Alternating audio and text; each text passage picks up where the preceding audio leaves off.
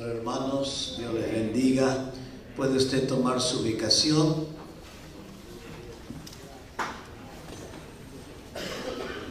Qué hermosa mañana que Dios bondadosamente nos regala. Sin ninguna duda que Dios va a bendecirnos, va a ministrarnos en este día. Es un privilegio que Dios nos haya salvado y que hagamos parte de sus siervos. Yo antes de traer el estudio quiero hacer una pequeña reflexión y a su vez terminar esta pequeña reflexión con un interrogante. En realidad cada uno de nosotros reconoce, número uno, que somos lo que somos por la gracia de Dios. ¿Se acuerda que Pablo le escribe esto a la carta a los Corintios? Y Pablo le dice: soy lo que soy por la gracia de Dios. Y él está hablando de su ministerio muy específicamente. Él está direccionándose a su ministerio y él le dice: yo soy lo que soy ese apóstol, soy ese enviado, soy ese hombre de Dios solamente por la gracia de Dios. Y también usted está en esta mañana porque usted es lo que es por la gracia de Dios. No hay ningún mérito de nosotros, no tenemos nada de que gloriarnos. Bien, la segunda cosa que tiene que ver con este pensamiento, a donde quiero llegar en esta reflexión: el Señor Jesús, estando en la última noche con sus discípulos, Él les habla y les dice: vosotros no me elegiste a mí, sino que yo os he elegido a vosotros. Entonces soy lo que soy por la gracia. Soy elegido por Dios en su maravillosa bondad para que en esta mañana usted esté sentado aquí para escuchar su palabra, pero también para volver y continuar sirviendo en el campo, en el servicio que Dios bondadosamente le ha concedido. Nosotros jamás hubiésemos elegido, no habría ninguna posibilidad alguna de que yo y usted podamos ser lo que somos, sino por la grata elección de Dios. Entonces el Señor le está diciendo: ustedes son privilegiados, ustedes tienen un alto privilegio. Pero la tercera cosa interesante en todo esto, en esta reflexión, es cuando Pablo escribe su carta a los Efesios, comenzando por allá en el capítulo 4, versículo 7 y versículo 8.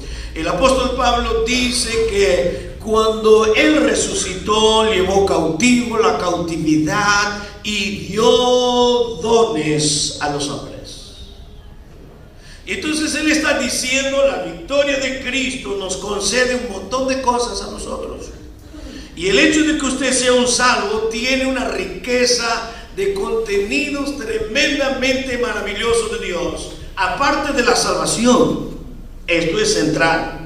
Pero Pablo está diciendo que el hecho de que Cristo resucitó, la razón de haber resucitado es la cual nos da dones. Entonces, si usted tiene un don, es porque Cristo resucitó. Entonces Él dice: Él ha resucitado y usted tiene don. Entonces quiero que noten las tres cosas que acabo de hacer rápidamente como reflexión. Número uno, soy lo que soy por la gracia. Número dos, soy electo divinamente por la bondad de Dios. Y número tres, yo tengo un don sobrenatural de parte de Dios. Ninguno de nosotros puede decir no tenemos dones. Ninguno de nosotros. Ahora termino con la reflexión haciendo esta pregunta: ¿usted es feliz sirviendo a Dios? Les hago sinceramente esta pregunta: ¿usted es feliz todo lo que está pasando en la obra de Dios o se queja de alguna cosa?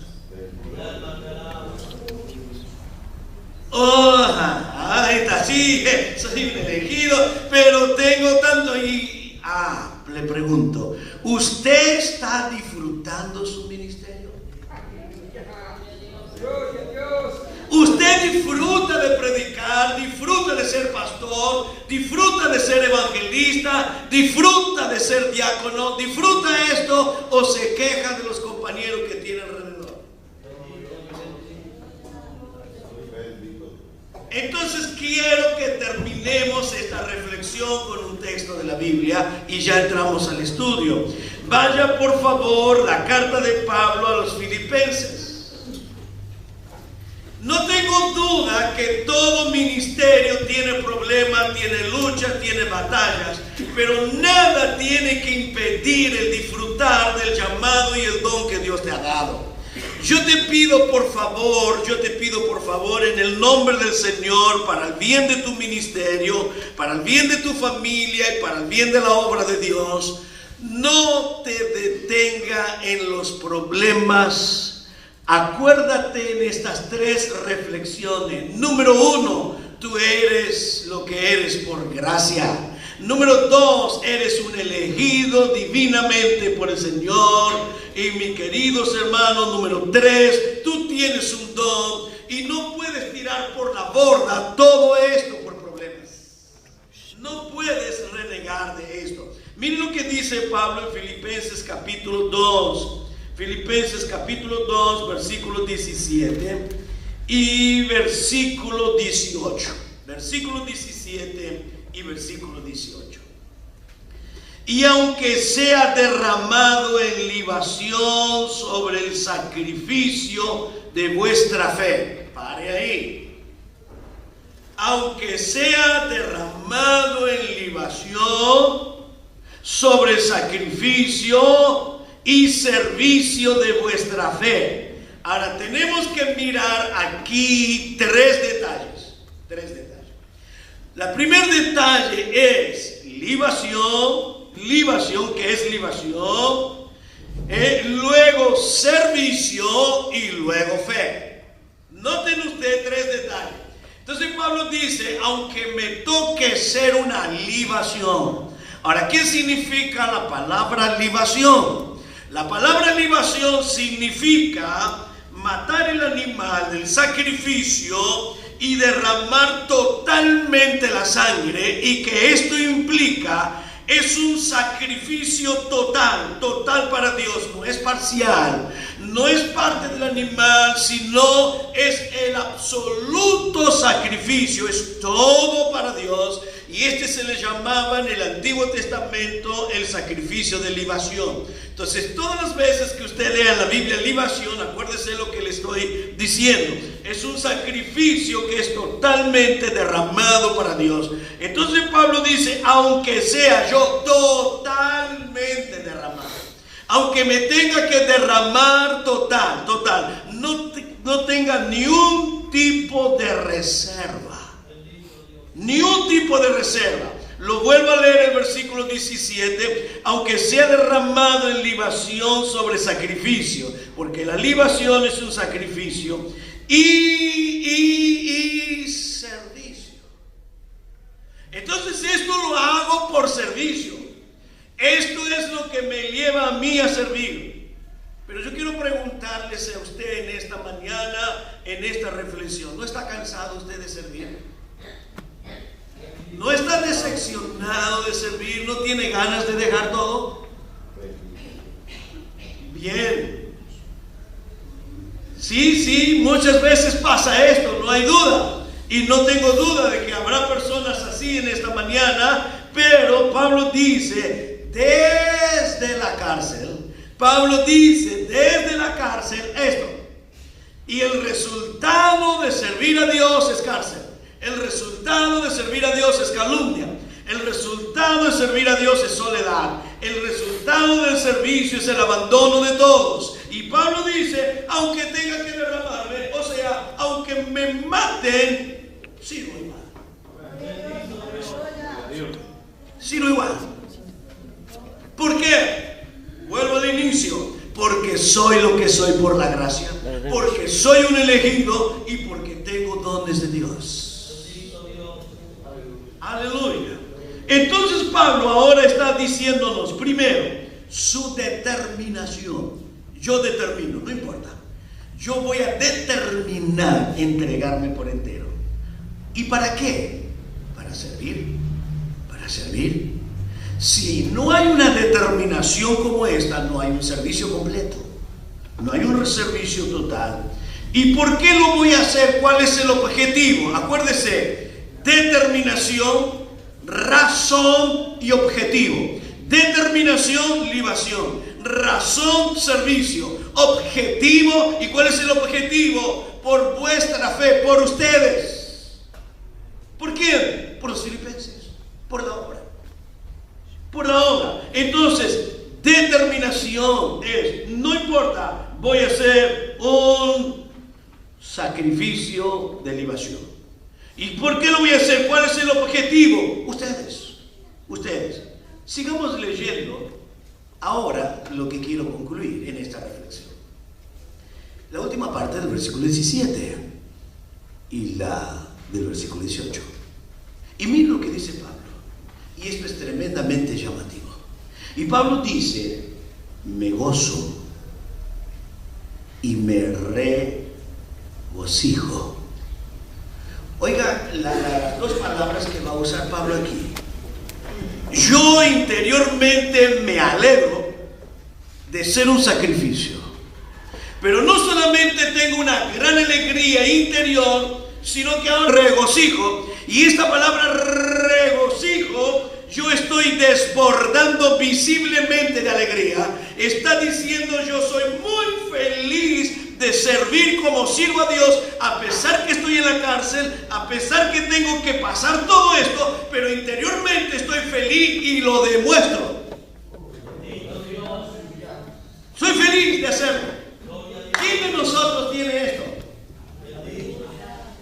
¿Quién de nosotros puede decir, no importa, en la iglesia no me quiere, en la iglesia me critica, en la iglesia me calumnia, cuando hay que hacer las cosas me dejan solo, pero no importa, voy a dar mi vida con todo mi ser y lo voy a hacer con alegría y lo voy a mostrar visiblemente y no voy a estar renegando y golpeando a la gente porque no me acompaña, lo voy a seguir haciendo. Gloria al Señor, aleluya. Ahora, miren lo que dice, y ahora miren lo que Pablo los insta a los filipenses en el versículo 18, y asimismo gozaos y regocijaos vosotros conmigo. ¡Qué tremendo ejemplo!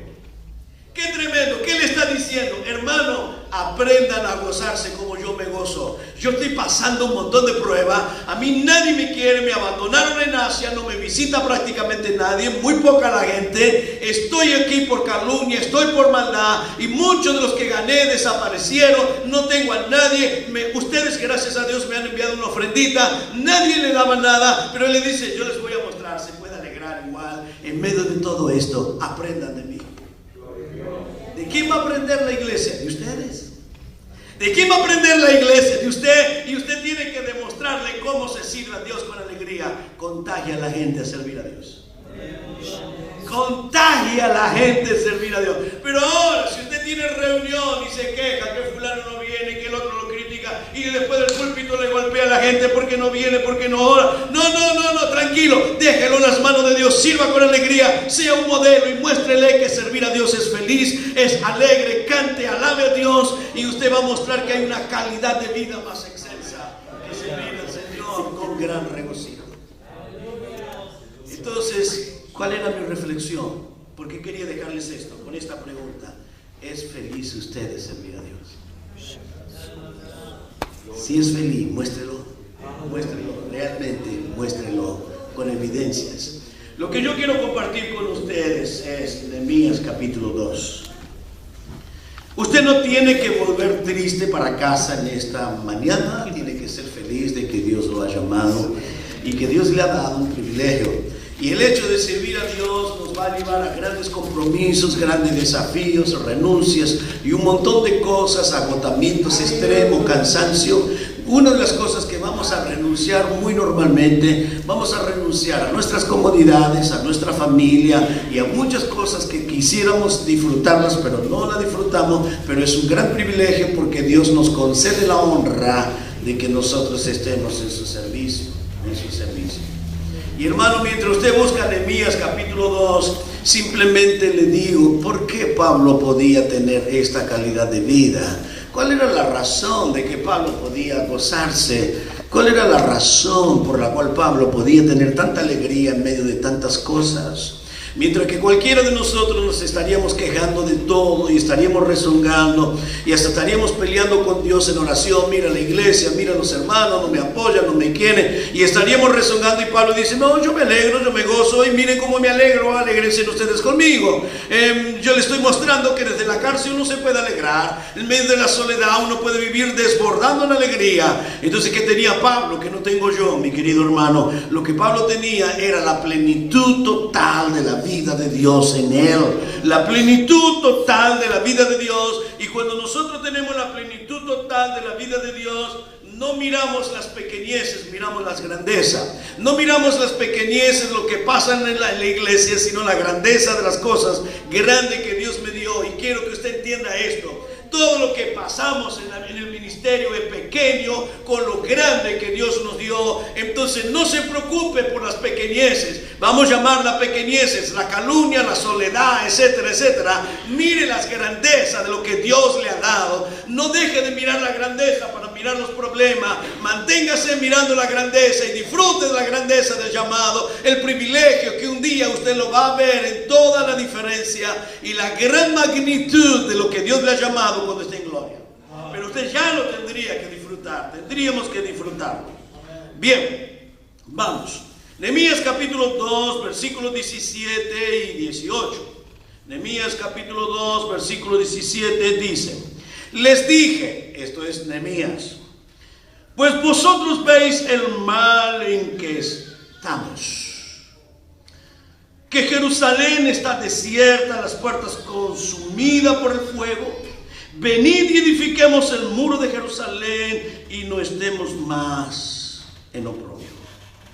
Entonces le declaré cómo la mano de mi Dios había sido buena sobre mí, y asimismo las palabras que el rey me había dicho, y dijeron: levantémonos y edifiquemos. Así esforzaron sus manos para bien. Amén. Lo que quiero traerles a ustedes en esta mañana, hermanos, son tres cosas. Les pido por favor que si usted tiene para apuntarla, apúntela, y si no, trate de grabar estas tres cosas que quiero hablarles en esta mañana.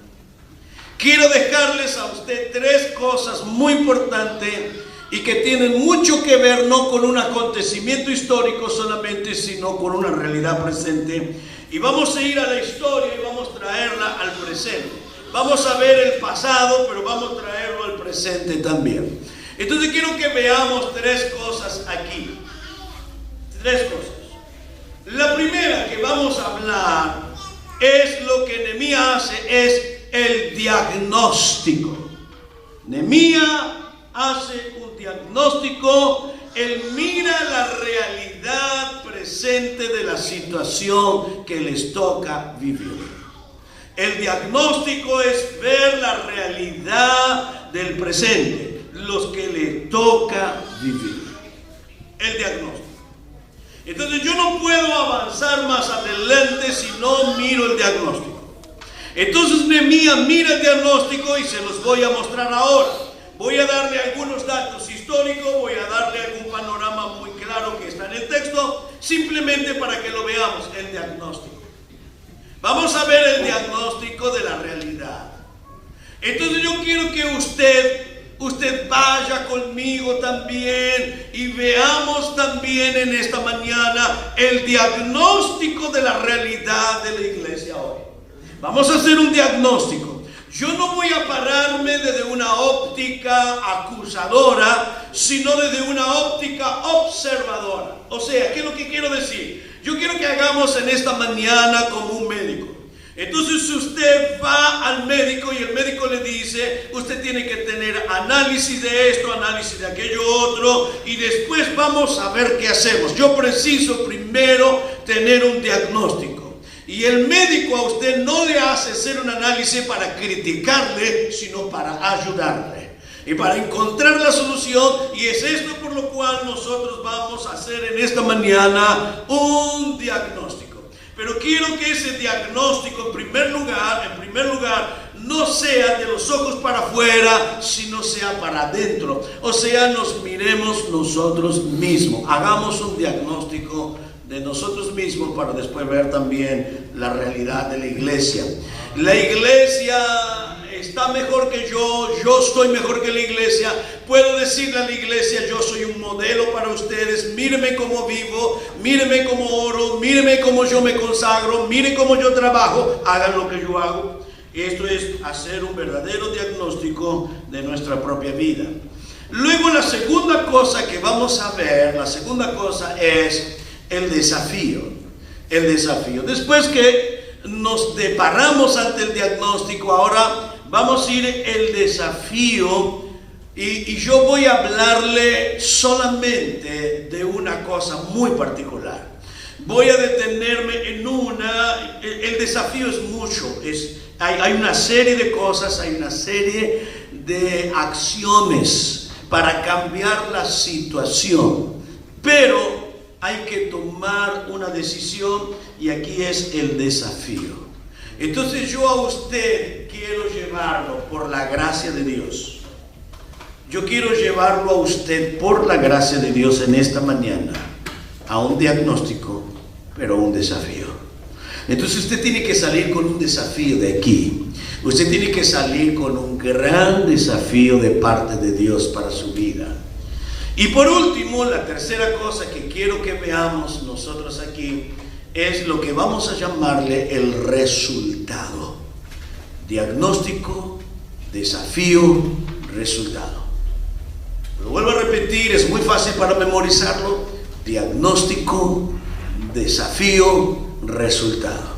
Y cuando llegamos al último tópico, que sería el resultado, yo quiero hablarle conforme al tiempo que tengamos. Vamos a tratar de llegar, porque también esto es un vasto campo al que quisiera detenerme. Hay muchas cosas para ver, y dentro del resultado quiero hablarles de avivamiento y gloria de Dios. Avivamiento y gloria de Dios. Pero primero tenemos que tener un punto de partida. ¿Dónde estoy parado? ¿Cuál es el diagnóstico? Luego el desafío para cambiar la situación y para objetizarme, o sea, ir hacia un objetivo. Y ese objetivo es un gran avivamiento acompañado con la maravillosa gloria del Señor.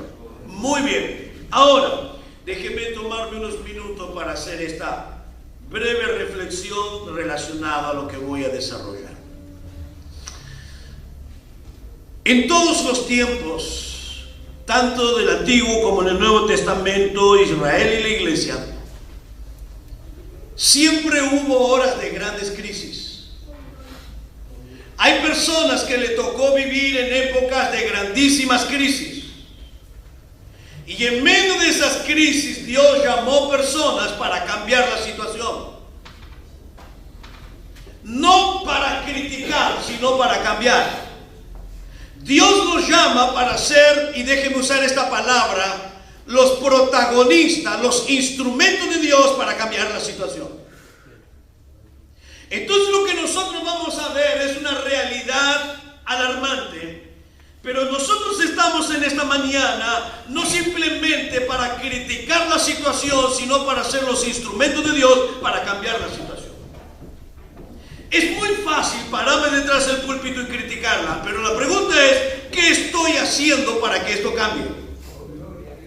¿Qué estoy haciendo yo para que esto cambie?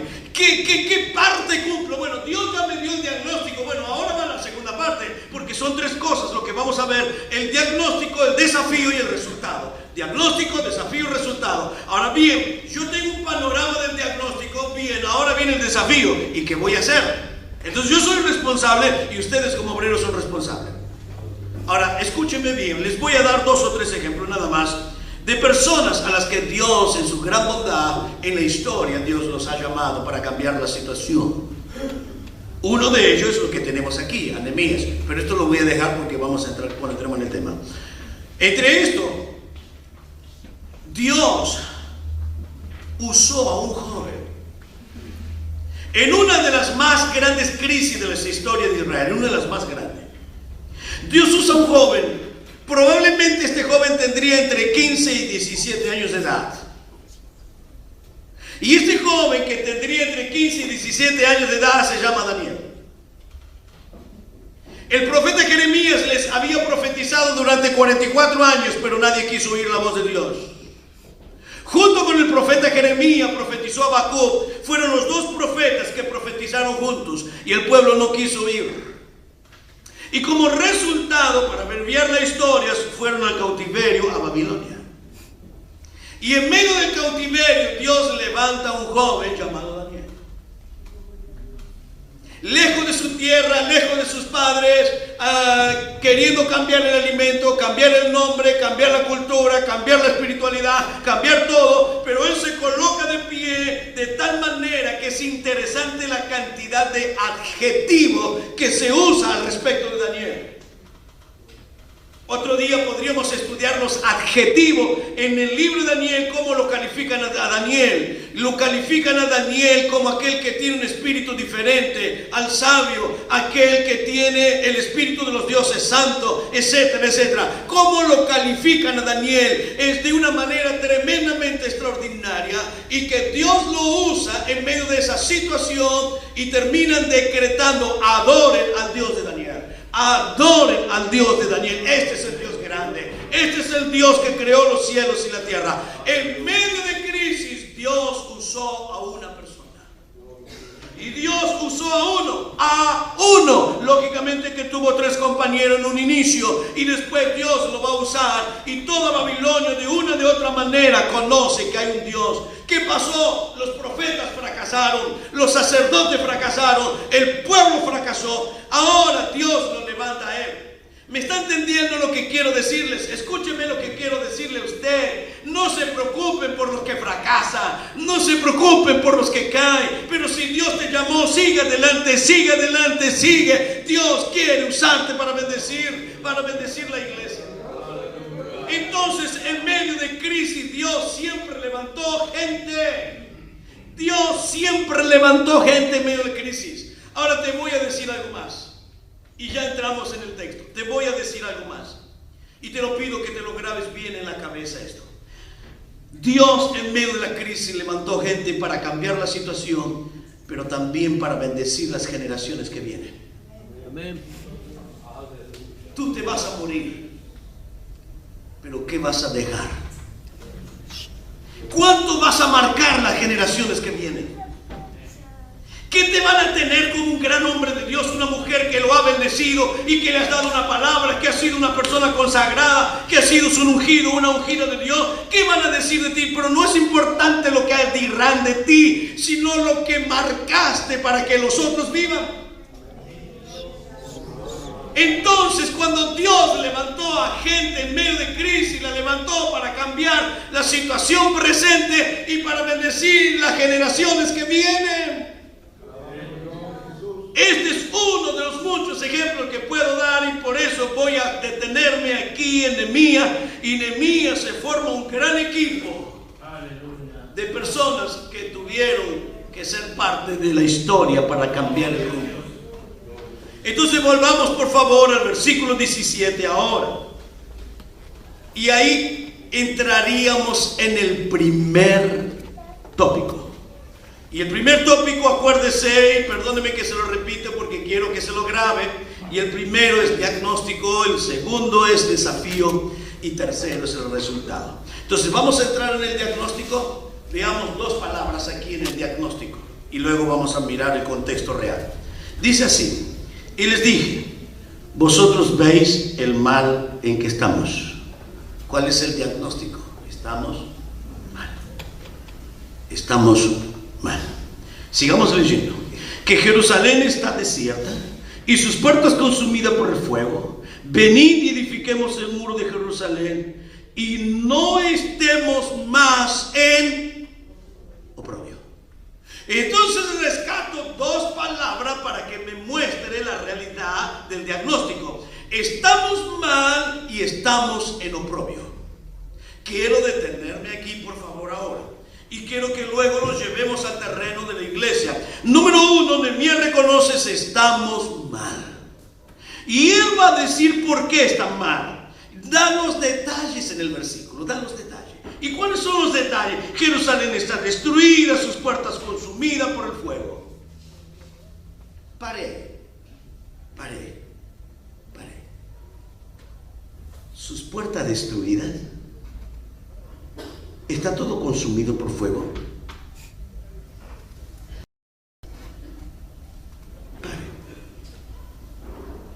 605 antes de Cristo.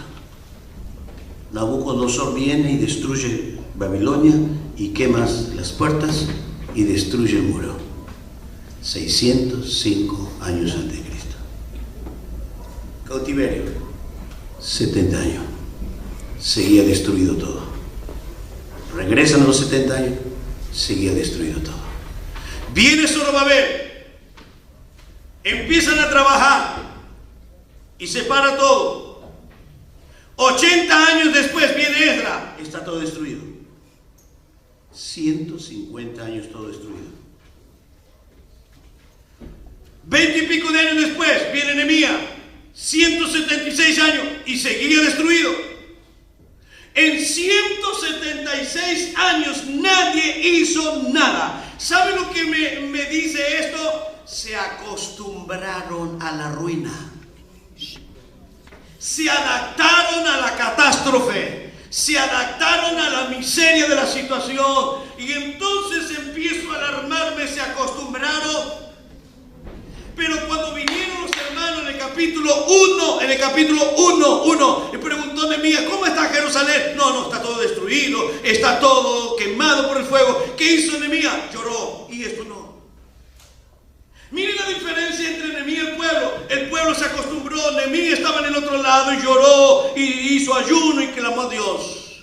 Yo te pregunto, ¿en qué lugar está? ¿En Nehemías o en el pueblo? Porque hay gente que se acostumbra. Y lo peor que puede ocurrirte es que como ministro de Dios te acostumbre que en la iglesia haya chisme, te acostumbre que en la iglesia haya pelea, te acostumbre que se peleen los obreros. Hermano, no puedo acostumbrarme a esto, porque esto no es la iglesia de Dios. No debemos acostumbrarnos a un sistema de ministerios que se pelea, se tranza, se critica y se quiere matar y morder uno a nosotros. No debemos acostumbrarlo a la ruina del ministerio. No, lo rechazo rotundamente, porque nunca habrá un avivamiento. Porque cuando nos acostumbramos a este sistema de ministerio en la iglesia, siempre vamos a tener gente que entran y se van, entra y se van, y la iglesia nunca va a crecer. Y el problema somos nosotros. El problema somos nosotros y no el pueblo, somos nosotros, porque nos mordemos unos a los otros. Entonces tenemos que empezar a mirar el diagnóstico. ¿Cómo estamos nosotros como obreros? ¿Nos estamos acostumbrando? Ellos, los sacerdotes, se fueron a hacer sacrificios, los sacerdotes fueron a alabar a Dios. ¿Pero qué hicieron? Tuvieron un empuje y pararon. No, Dios no quiere un empujencito. Dios quiere hombres y mujeres firmes, estables, determinados para luchar realmente. ¿Por qué estaban mal? Porque se habían acostumbrado. Yo no me quiero acostumbrar a esa iglesia. Yo rechazo esa iglesia. Yo rechazo esa vida de hombres de Dios y mujeres de Dios que se están peleando, criticando, destrozando. Y lo mismo, Padre, Señor, participamos de la mesa, pero no nos queremos. No acepto esto. Esto no es así. Entonces vamos a ver el diagnóstico. Y por eso le dije, vamos a vernos a nosotros mismos. Todavía no paré, todavía no entré, mejor dicho. Todavía no entré. Yo le estoy dando un panorama general. Solamente un panorama general. Vamos a bajar al diagnóstico más detallado todavía. Pero vamos a la segunda palabra que está aquí. La segunda palabra. Y la segunda palabra que Nehemías usa, en la traducción dice, y no estemos más en oprobio. Esta palabra oprobio es vergüenza, denigración. Estar bajo la denigración, bajo la vergüenza. Estar totalmente denigrado en una posición de burla. Somos la burla, estamos en un estado denigrado. pare ahí, pare en esta palabra, pare en esta palabra. Y esta palabra es oprobio, estar más bajo de lo que tengo que estar bajo la burla y la vergüenza porque no estoy donde tengo que estar, sino estoy más bajo. Mis amados, esto me está diciendo algo. Me está diciendo que Nehemías reconoce el lugar que estamos no es el lugar que Dios quiere que estemos. Dios nos salvó para otra cosa. Dios nos trajo para otra cosa y no para estar en la vergüenza y la humillación. Dios nos salvó y Dios pactó con Israel para bendecir las naciones, y ahora las naciones lo esclavizaban. Ellos tenían que bendecir las naciones. En el capítulo 19 de Éxodo, versículo 5 y versículo 6, Dios le dice que ellos serían un pueblo santo y un verdadero sacerdocio, un pueblo de sacerdotes. ¿Para qué? Para bendecir las naciones. Ellos tendrían que bendecir las naciones, pero no lo estaban haciendo. ¡Qué tremendo diagnóstico! Por favor, mire la introducción que estoy haciendo al diagnóstico. Dos cosas. Se acostumbraron a la ruina, se acostumbraron al mal y estaban en una gran bajeza. No era para eso lo cual Dios los salvó. Para esto Dios no pactó con ellos. No, Dios no lo quería para esto. Dios tenía mucho más, mucho más. Entonces, mis hermanos, no hemos sido llamados para estar debajo, sino para estar sobre, para bendecir. Vuelvo al ejemplo de Daniel para que usted me entienda lo que estoy tratando de explicarle. Dios llama a Israel para bendecir las naciones. No lo hace.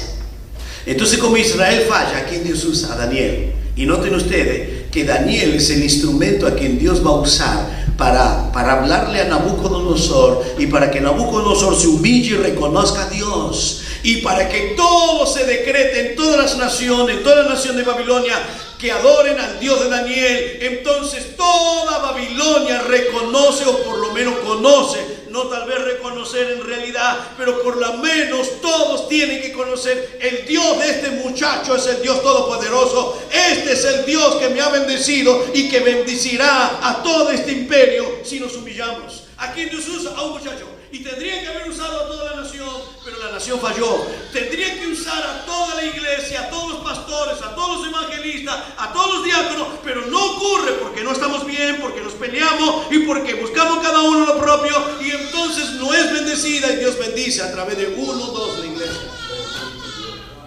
Y esto no puede ser y tenemos que cambiar.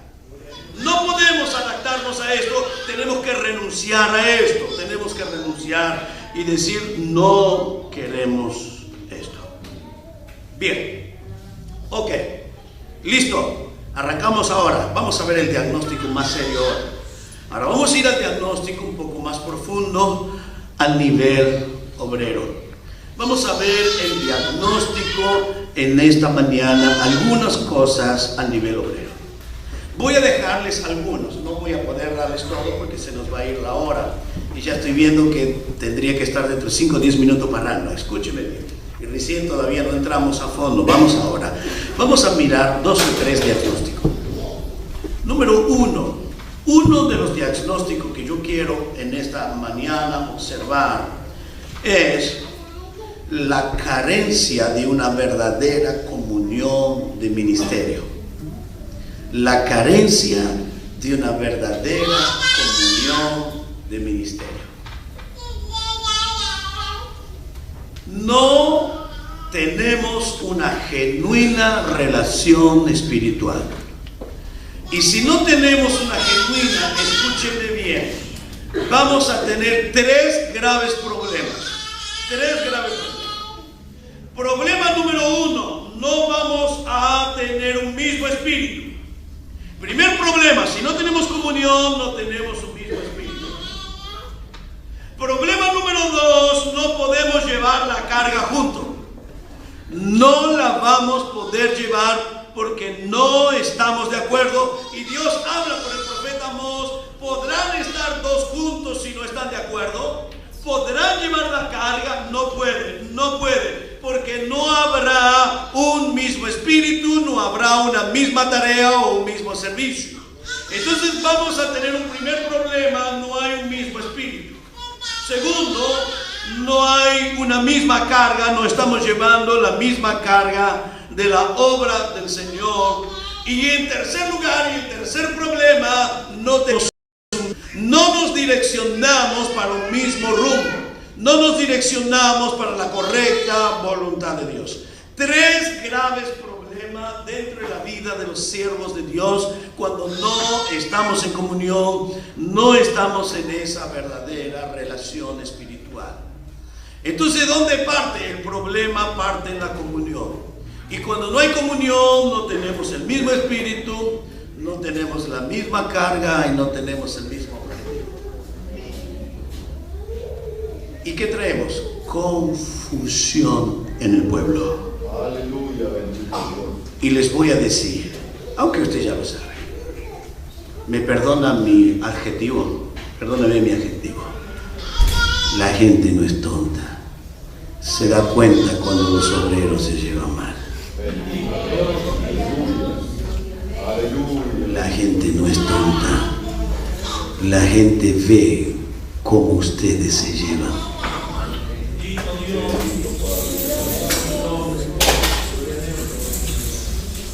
Y después la gente le escucha a usted predicar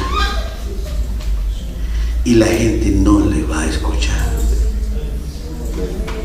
porque saben cómo viven.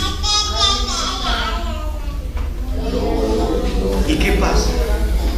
¿Qué solemos hacer nosotros para escapar del problema? Le echamos la culpa a los demonios y empezamos a reprender demonios, y no son demonios, somos nosotros. Y reprendemos los demonios. No, dice Dios, arréglense ustedes, y donde está la comunión está la gloria.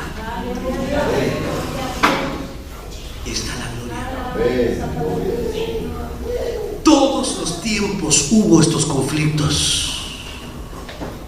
Acuérdese la pelea entre Moisés y Aarón, cuando Aarón le criticó con su hermana María, lo criticaron. ¿Qué pasó? Frenó el pueblo, quedaron leprosos. Acuérdense cuando los de Coré lo criticaron a Moisés y Aarón, trajo la muerte a los de coreitas y que trajo la muerte a todos los séquitos, a todos los que se unieron a este equipo, y al día siguiente trae la mortandad. Siempre que hubo problemas de relación entre la lideranza, trajo estancamiento, trajo muerte, trajo conflicto, trajo discordias terribles.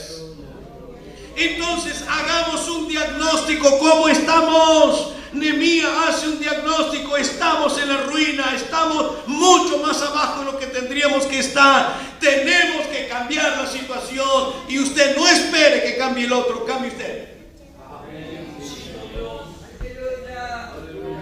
Cuando usted empieza a tratar sobre problemas matrimoniales, cuando usted empieza a hacer consejería matrimonial y ve que hay conflicto en el matrimonio, usted va a ver que siempre pasa lo mismo. La esposa quiere que cambie el esposo quiere que cambie la esposa. Entonces todo quiere que cambie el otro, pero yo no, ella tiene que cambiar, no, él tiene que cambiar. Pero el resultado es que ambos tienen que cambiar. Y si ustedes quieren que cambie la iglesia, cambien ustedes para que la iglesia sea bendecida. Cambien, tenemos que cambiar y tenemos que vivir en el alto nivel espiritual. En el alto nivel espiritual. Y puedo mencionar vez tras vez y un montón de ejemplos de todas las veces que fue la nación de Israel arruinada por causa de problemas de mala relación de la lideranza. La mala relación de los líderes. Entonces el primer problema es cuando no hay una unidad de espíritu, entonces no hay compatibilidad de principios y de valores fundamentales y espirituales. Y luego no hay unidad de servicio y no hay unidad de objetivos. Entonces aquel tira para allá, el otro tira para allá, este critica al otro, hay que sacarlo a este, hay que ponerlo al otro, y pensamos todas estas cosas que lamentablemente pasan y que luego terminan destruyendo la obra del Señor. Bien, segundo problema, dentro del diagnóstico ministerial, aparte de la falta de esta unidad, segundo diagnóstico que yo quiero hacer es la carencia de hombres preparados para traer la palabra de Dios al pueblo. Mis queridos hermanos, no nos da el tiempo para ver la situación que hay afuera, y que esa situación afuera debe ser revertida por la iglesia. Yo miro hacia afuera y yo veo afuera, empezando en los niveles políticos, la corrupción, el robo, la falsedad, etcétera, etcétera. Allá afuera veo una corrupción de lideranza atroz. Veo una carencia de verdaderos líderes con moral para poder decirte la manera que se debe vivir, la manera que se debe ministrar, la manera que se debe hacer las cosas. No tienen moral, carencia de lideranza. Segundo problema allí afuera hay una carencia de identidad. ¿Y por qué una carencia de identidad? Porque nosotros vemos la juventud carecer de identidad, y que los padres le dicen: tomen las escuelas, tomen esto, y entonces esto ellos lo hacen y no saben para dónde ir. Inclusive he visto lugares donde salieron los homosexuales para decir: yo soy cristiano, y la Biblia no habla en contra del homosexualismo, la Biblia no habla contra esto. Y entonces cuando usted le empieza a confrontar con verdades bíblicas, no saben para dónde ir. ¿Por qué? Porque hay carencia de escritura. Hay carencia de escritura. Entonces allá afuera yo veo crisis de lideranza, allá afuera yo veo crisis de moral, y entonces veo la inmoralidad que va hundiendo a la sociedad. Pero también veo una tercera crisis allá afuera, y la tercera crisis es del ego humano. Voy a llamarla así, el ego humano. Y el ego humano es esto: no existe Dios, yo puedo superarme. Y ese ego humano es endiosar al hombre, lo que se llama nueva era. Todo es Dios, tú eres Dios, tú te superas. Entonces, ¿qué es lo que surge? No es simplemente el ateísmo, es el humanismo. Y el agnosticismo también. Son tres cosas: ateísmo, humanismo y todo esto, el que estamos bombardeándonos para denigrar todo lo que es Dios. Ahora, ¿quién va a afectar allá afuera? ¿Quién va a afectar la lideranza de afuera? ¿Quién va a afectar la moral allá afuera? ¿Quién va a afectar para mostrarle que Dios es real? Es la iglesia. Es la iglesia. Es verdaderamente la iglesia. Pero te voy a decir una tercera cosa, una cuarta cosa. Dentro de esa cuarta cosa, estamos delante de los grandes cumplimientos de las escrituras en todos sus ámbitos. Me he puesto a estudiar bastante estos últimos meses sobre este tema, y he estado dando una materia sobre profecías bíblicas cumplidas. Entonces he decorrido en forma muy particular todos los acontecimientos en la nación de Israel que se están cumpliendo en nuestros días, más de lo que usted imagine, de lo que he escuchado, inclusive de la preparación de todas las cosas para dar la bienvenida al anticristo, porque ya tienen todo preparado. Tienen preparado el animal del sacrificio, tienen preparado todas las vestiduras, tienen preparado ya todo lo que va a ser el templo, está todo listo. Ya está la vestidura, ya está el animal, ya está el candelero de oro, ya están los utensilios, ya está el velo, ya está el arca, ya está todo, absolutamente todo. Y no solamente esto de cumplimiento, sino de cumplimiento político, de que los judíos vuelvan a su tierra, y están volviendo. El año pasado el gobierno de Israel invirtió millones y millones de dólares para traer judíos de todo el mundo, y les dio casa, les dio trabajo, y les está enseñando nuevamente el idioma y las costumbres. Y Benjamín Netanyahu en el 2013, cuando estaba en la ONU, él habló en el 2013, en el 2015, pero voy a mencionar parte de lo que él dijo en el 2015. Estamos delante del cumplimiento de las profecías bíblicas, y citó el profeta Amós, capítulo 9, versículo 14 y versículo 15. Entonces, cuando usted vuelve, o cuando usted lee Amós capítulo 9, versículo 14 y 15, él está hablando de Israel retornando a su tierra. Pero si usted mira del versículo 10, no es solamente Israel a su tierra, sino todo lo que acontece en su tierra, y es exactamente lo que el profeta Amós estaba profetizando, se está cumpliendo en nuestros ojos.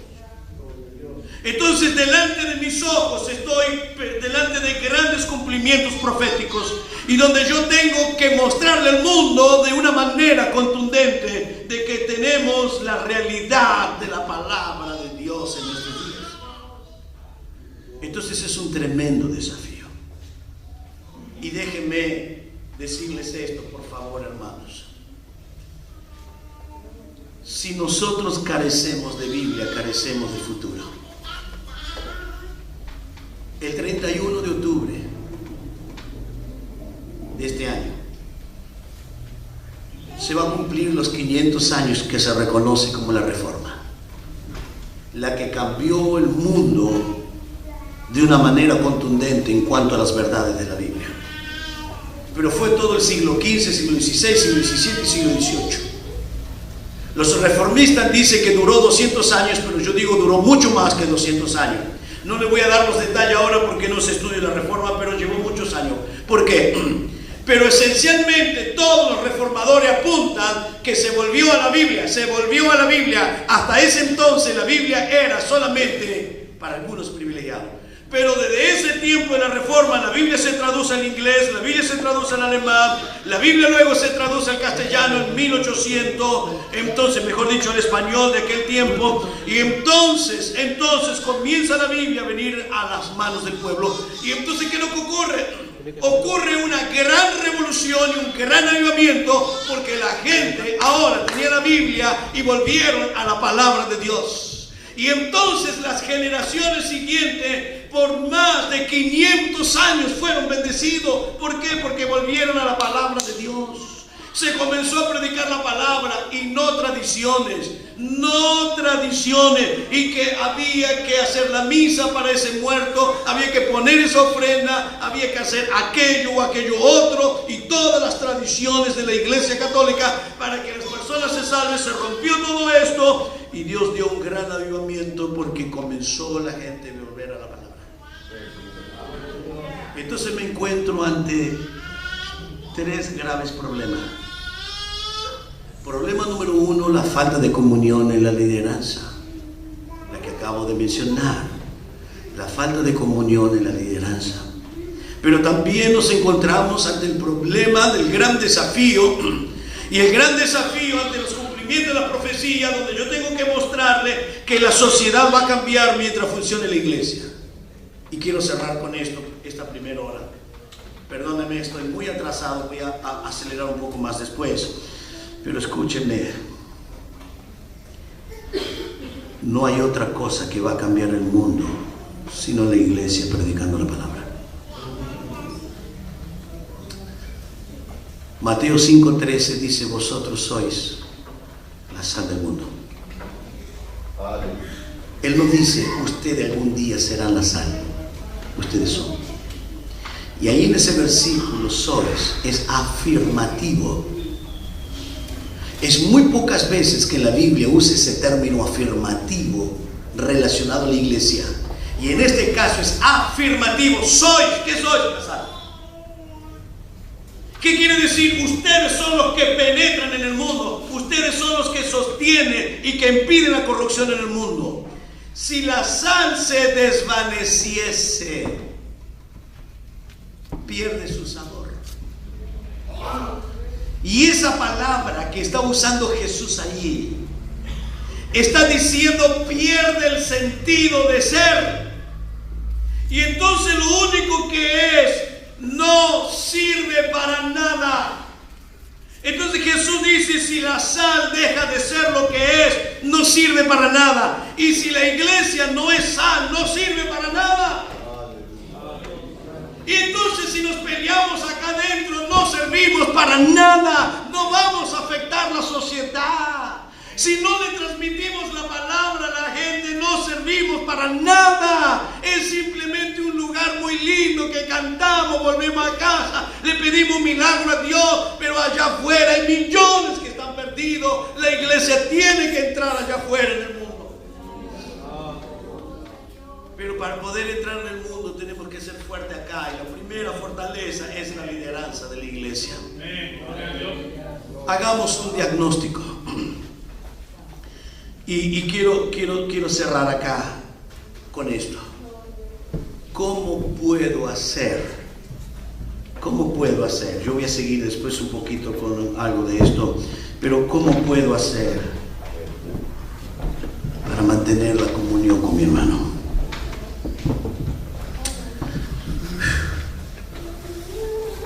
Uno, aprende a perdonar. 2, deja de criticar. 3, honra a tu hermano. 4, humíllate. Tú eres mejor. Gloria a Dios. Lleva esto para mantener la comunión con tu hermano. Vamos a mantenernos. Detrás del púlpito es fácil decir, pero que tengo que ir al campo de la batalla, tengo que ir a la lucha con mi hermano para poder superar todo esto. Vamos a orar.